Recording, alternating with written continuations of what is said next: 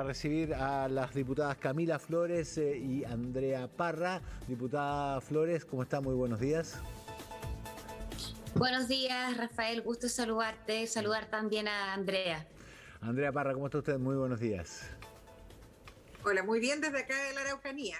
Muy bien.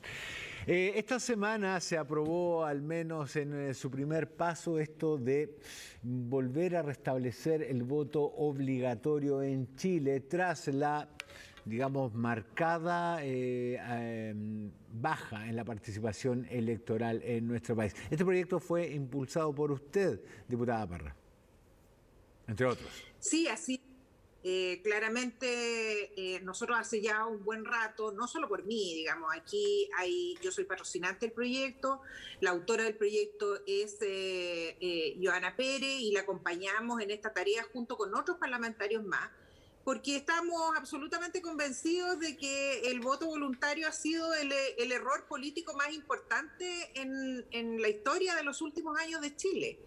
Es cuestión de ver cómo ha ido bajando sustancialmente la participación ciudadana y cómo en vez de fortalecer la democracia la hemos ido achicando, disminuyendo y haciendo que solo unos pocos hoy día tengan voz frente a los procesos colectivos que el país vive.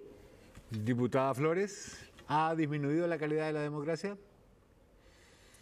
Mira, efectivamente, Rafael, Andrea tiene razón en el sentido de que es preocupante de que la ciudadanía está participando de una manera bien considerable, cada vez menos en los distintos procesos eleccionarios.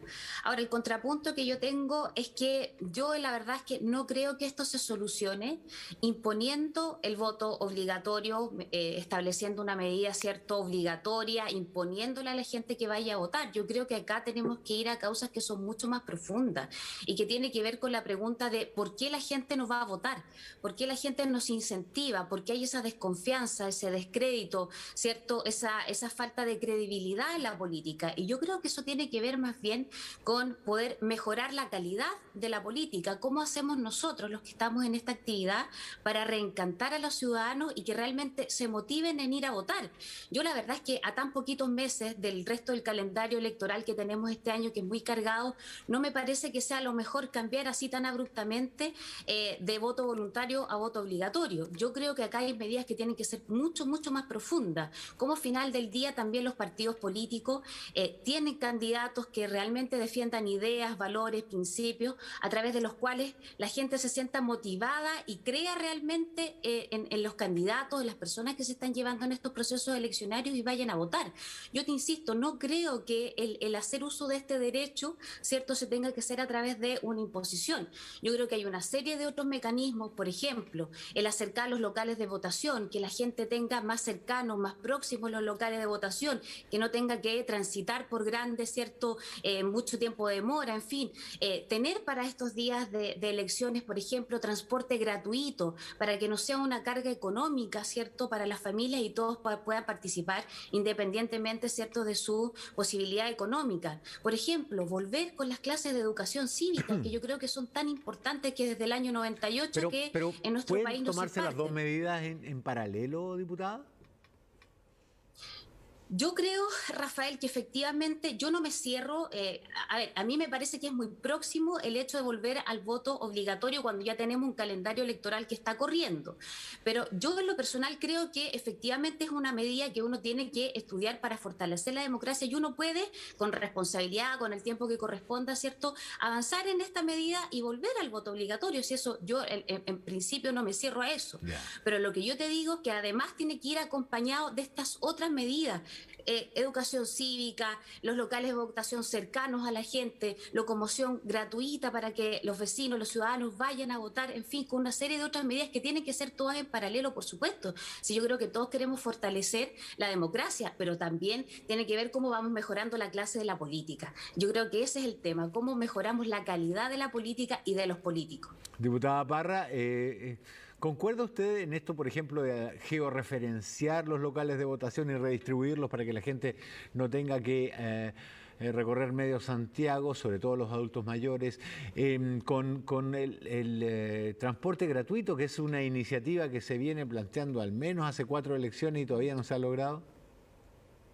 Bueno, sin duda, nosotros coincidimos con Camila en el grueso de lo que ella plantea, que el voto obligatorio efectivamente no es la panacea ni la solución de todo, tiene que ir acompañado, en eso hay mucha conciencia de todo, de que tiene que ir acompañado de otras medidas, pero nosotros ya, por ejemplo, en la Cámara tramitamos un proyecto que acerca, digamos, los locales de votación a los domicilios de las personas. Entiendo que en estos días va a ingresar uno respecto de transporte público y, en fin, hay otras medidas que hay cierto consenso respecto de avanzar. Aquí son varias las medidas que tenemos que tomar, pero comprendamos también, ¿no es cierto?, que esta tesis de insistir en que nadie puede obligar a nadie a votar es una tesis que ya, digamos, ha quedado más que claramente demostrado que no resiste ningún análisis. Esa fue la tesis que ganó en el 2012 para que termináramos con el voto obligatorio y pasáramos al voto voluntario. Lo cierto es que en estas últimas elecciones lo único que ha ocurrido es que alrededor del 40 o 50% de la población está votando. Y lo que es peor, Rafael, es que aquí, ¿no es cierto?, tenemos sobre-representación de algunas miradas. Hay personas que han estudiado estos temas.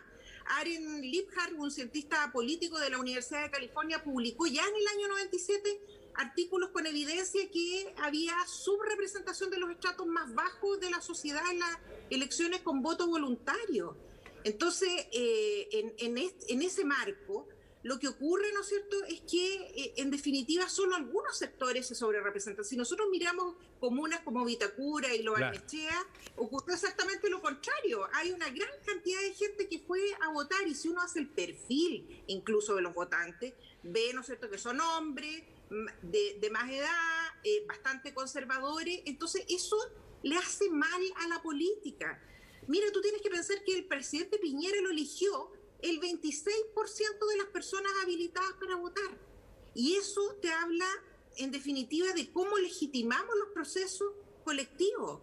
Hoy día, cuando estamos frente al proceso constituyente, donde estamos revisando todas las fórmulas de funcionamiento de una democracia, tenemos que hacer un análisis muy exhaustivo de lo que está ocurriendo. Hoy día este sistema de voto voluntario, lo que ha hecho, ¿no es cierto?, es que hay algunas posiciones, que son esas posiciones más propagandísticas, más panfleteras, ¿no es cierto?, las de la cuña fácil, generen y vayan a generar un electorado, pero un electorado de fanáticos, ¿ya? Y por eso, quiero ser muy franca, ¿no es cierto?, tal vez Camila Flores se opone al voto obligatorio porque ella apela a un electorado extremo, con la frase, ¿no es cierto?, de que Pinochet salvó a Chile, que Bolsonaro piensa lo mismo que yo, porque ella sabe que está en un escenario de voto voluntario donde la fanaticada es lo que nos sigue, y probablemente por eso también Pamela Giles se opuso en primera instancia, ¿no es cierto?, en la primera votación al voto obligatorio, porque le está hablando a los nietitos, pues. Y después, bueno, tuvo que aprobarlo porque no le quedó otra, pero lo cierto es que lo que yo espero y aspiro con el voto obligatorio es que pasemos a la construcción de una sociedad donde efectivamente se reflejen todas las miradas, donde pasemos de los fanáticos a una población más reflexiva y donde también, ¿no es cierto?, la sociedad completa puede incidir, porque desde ahí se generan políticas públicas. Hoy día a nadie le importa y nadie está hablando, Rafael, de que hubo un 74% de aumento de los campamentos, claro, porque precisamente esa gente no vota. La gente que está en la extrema pobreza son los que menos votan. Entonces las políticas públicas no se generan mirando aquello. Y por eso a lo mejor también tuvo tanta fuerza el tema, una política tan regresiva, que todos los sectores sabemos que es regresiva, el retiro del 10%, porque le hacía resonancia a una población que probablemente sí vota, ¿no es cierto?, que es la clase media, un poquito mejor, que requería de recursos y de apoyo, mientras, ¿no es cierto?, la extrema pobreza era consolada, ¿no es cierto?, con el IFE, un IFE bastante pequeño por lo demás, pero yo creo que hay que hacer una mirada más profunda. Este es un problema estructural y creo que es absolutamente necesario para que tengamos buenas políticas públicas, que avancemos, ¿no es cierto?, en una participación mucho más consistente de todas las miradas de la población. Diputada Flores, Leo, el presidente fue elegido con un 25% de la potenciales votantes. La diputada Andrea Parra con un 9,5% de los potenciales votantes y Camila Flores con un 4,2, perdón, por ciento de los posibles votantes. ¿Se considera usted favorecida por el sistema de votación voluntaria, diputada Flores? Sí, eso me gustaría partir respondiéndole a la diputada Parra. Yo creo que esa odiosidad, ese siempre el ataque, tratar de ir a las descalificaciones de lo que la gente está aburrida y por eso no va a votar. Y por eso todos los partidos tradicionales, tanto del Chile Vamos como la Concertación o Nueva Mayoría, ya la verdad no sé ni siquiera qué nombre tienen, es que finalmente perdimos una cantidad importante de personas que decidieron no ir a votar. Y esas personas no es que se cambiaron de electorado, no es que se fueron a votar al Frente Amplio, ¿cierto? O por independiente, esas personas, en el caso de Chile Vamos, más de 1 millón de votantes no fueron a votar, siendo que siempre habían participado en los procesos, ¿cierto?, eleccionarios, votando por alguna de las opciones de nuestra coalición y decidieron restarse, porque efectivamente yo creo que no los representan. Yo creo que la gente quiere personas que sean auténticas, que digan lo que piensan, tanto privadamente como públicamente, sin complejos, sin tapujos, y vayan por, sobre todo, una acción que sea de convicciones claras, pero también de una sola línea, que no se vayan acomodando de acuerdo a las circunstancias. Yo la verdad de las cosas es que no lo hago por una cuestión de que a mí me vaya a convenir o no estoy con una calculadora política para nada. A mí me mueven las convicciones, no el cálculo político. Por eso es primera vez que estoy en política, llevo recién 3 años en esto. No he vivido toda mi vida de esto en distintos cargos para nada, pero mira, más allá de eso, perdón, Rafael, pero ¿se siente yo creo favorecida? que acá, sí, yo creo que no, para nada. Yo la verdad es que no tengo cómo poder sopesar con el voto voluntario o con voto obligatorio, porque yo fui con este sistema, yo nunca había sido candidata antes, así que no puedo decir que me favorece más o que me favorece menos, porque no he estado con el otro sistema de voto obligatorio. Por lo tanto, ¿qué es lo que yo quiero decir? Acá lo que yo creo que es fundamental es respetar la libertad de la gente. No siempre está, hay algunos que les encanta, ¿cierto?, imponerle obligaciones a la gente y que por la fuerza tengan, ¿cierto?, que ir a votar o, no sé, estar en determinadas acciones que al final del día lo único que te hacen es ir coartando tus libertades individuales. Yo creo que si bien, por supuesto, el votar es un deber que todos tenemos como ciudadanos, pero sobre todo y en esencia es un derecho. Y como es un derecho, uno puede ejercerlo o no ejercerlo. Uno tiene la libertad, ¿cierto?, de optar por esto o no, por este camino. Y bueno, si una persona quiere y va, yo en lo personal, yo me inscribí para poder votar. O sea, yo fui por voto obligatorio, me inscribí en el registro electoral porque tengo el convencimiento más profundo de que tengo un deber con la patria y que tengo que cumplirlo, ¿ya? Pero también comprendo que hayan personas que no se sientan motivadas porque no quieren votar por los mismos de siempre, porque no les gusta esta política de la confrontación, de la polarización que a algunos pero esa persona no puede anular su voto, ¿cierto? Esa es una opción, o dejarlo en blanco y anularlo, pero cada persona tenga el derecho a elegir. ¿Por qué yo te tengo que obligar a ti, Rafael, a decirte vaya a votar si tú no quieres, si no te sientes motivado o representado? Pero también es un derecho. O sea, cito sus palabras, es el diputado, derecho que tú también tienes. Sí, por supuesto, en mi convicción es un deber y es un derecho, ¿cierto? Pero ¿qué pasa con aquella persona que quiere ejercer su derecho de no hacerlo, de no ir a votar? ¿Por qué? Porque ahora en las elecciones del 15 y el 16, ¿cierto?, de mayo, o sea, tuvo mucha gente que no quiso ir a votar, le vamos a cambiar las reglas del juego a un par de meses, a 6 meses de las elecciones, ¿cierto?, de aquí a noviembre. ¿Para qué? Para que nosotros los políticos nos veamos favorecidos con más gente que vaya a votar a las urnas. A mí no me parece, yo no creo que esa sea la solución. Yo creo que la solución es esto mucho más profunda y que tiene que ver, por algo la mayoría de los países democráticos que son parte de la OCDE tienen el sistema de voto voluntario y no de voto obligatorio.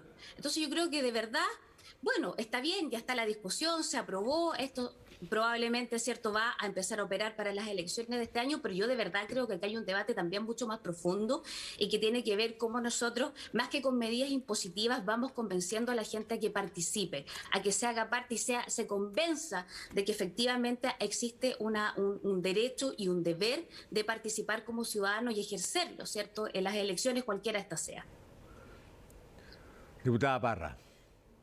Bueno, decirte que a mí me parece bien llamativo que una persona que se ha autodefinido como pinochetista esté abogando, digamos, por las libertades, ¿no es cierto?, Por de supuesto, ir a pues. votar o no. Yo, otra de las cosas que sin duda creo, ¿no es cierto?, que a nadie se le ocurriría, ¿no es cierto?, poner temas como si pagar impuestos es voluntario o no, y el que quiere paga y el que quiere no. La verdad, la vida en sociedad se construye, ¿no es cierto?, con derechos y deberes, y hay que tomar la profundidad de aquello. Sin embargo, yo creo también, ¿no es cierto?, que tenemos que hacer algunas discusiones. Hay algunos, ¿no es cierto?, que en el voto obligatorio han planteado, yo de hecho presenté una moción parlamentaria para que tengamos mantengamos la inscripción automática, pero tengamos un mecanismo de salida.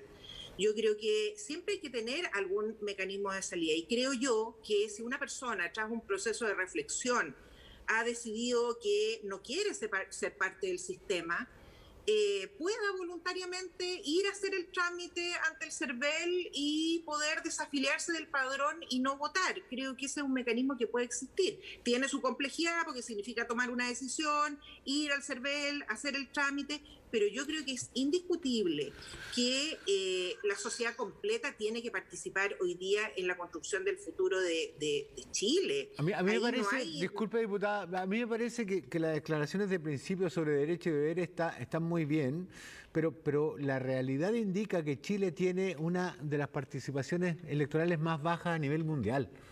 No es que seamos solo en la región, es bajísima en la región, que donde ya es baja, pero es una de las más bajas a nivel mundial. Perú, acá al lado nuestro, con votación obligatoria, tiene un 70% de participación. Uruguay tiene 89% de participación. En nuestro país llegamos al 40%. No es el momento, y le hago la pregunta a las dos, de tomar medidas inequívocas al respecto para que de alguna manera nuestra clase política, como lo decía la diputada Flores, se vea compelida de alguna manera a mejorar el nivel de lo que legisla y de cómo debate?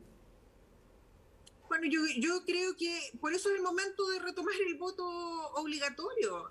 Por eso es que, ¿no es cierto?, tenemos que dejar que otros aspectos de la sociedad también se manifiesten y se expresen hoy día en algo que hemos estado ausentes. Esas cifras que tú señalas vienen efectivamente desde el minuto en que, claro, en que se pasó de voto obligatorio a voto voluntario. Fíjate, Rafael, que la última elección, porque hay algunos que aducen que mira, que la política en realidad es poco seductora, es poco atractiva, que es obligación de los políticos, pero mira, el 15 y 16 de octubre, la última elección que tuvimos, es una elección donde teníamos una cantidad de candidatos y candidatas que representaban distintas miradas enormes. Había, ¿no es cierto?, una seducción de la política muy fuerte. Había una cantidad, ¿no es cierto?, de propuestas, de ideas, y a nadie le cabe ninguna duda que esa era no solo una elección múltiple, sino que además, ¿no es cierto?, una elección tan vital para el futuro del país, y sin embargo, 6 de cada 10 personas decidieron quedarse en su casa. Eso es muy revelador y tiene que ver, ¿no es cierto?, con un problema estructural. Tiene que ver con un problema estructural porque ya desde el 2016 está promulgada la ley respecto, ¿no es cierto?, de reinstalar la educación cívica, y sin embargo hasta la hora no se ha logrado reinstalar. No sé si es un problema reglamentario. La verdad es que es bien difícil entender a estas alturas del partido que no se haya reinstalado la educación cívica en los colegios, pero también tiene que ver, ¿no es cierto?, con una cultura que hemos ido generando de desigualdad, no solo en lo económico, sino que también en la participación ciudadana y en todos los aspectos de la sociedad. Y por eso ya es el momento, pues. Es el momento de que hagamos el giro, que cambiemos y que entendamos que el único camino es fortalecer la democracia. Diputada Andrea Parra, diputada Camila Flores, les quiero dar las gracias a ambas por este contacto con CNN y Chilevisión y desearles que tengan una muy buena jornada. Muchas gracias. Muchas gracias, Rafael. Hasta luego.